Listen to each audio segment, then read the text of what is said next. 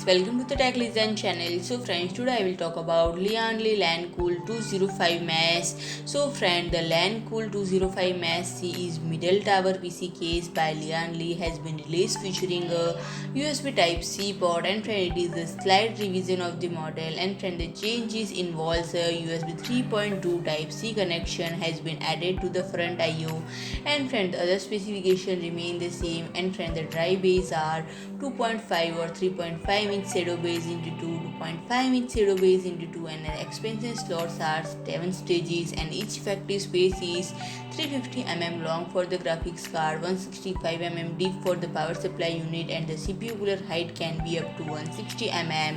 and front 120 or 140 mm into 2 ARGB 140 mm fan into 2 standard equipment, rear 120 mm into 1 ARGB 120 mm fan standard, and top 120 mm into 2 cooling fans. ATX, micro ATX and mini ATX form factors are supported, and it is available in two colors, white and black, and it has external dimensions of 205 mm width, 485 mm depth and 415 mm height, and its weight around 7.15 kg. So friend, if you like my video, please do like, share and comment, and don't forget to subscribe my channel and press the bell icon.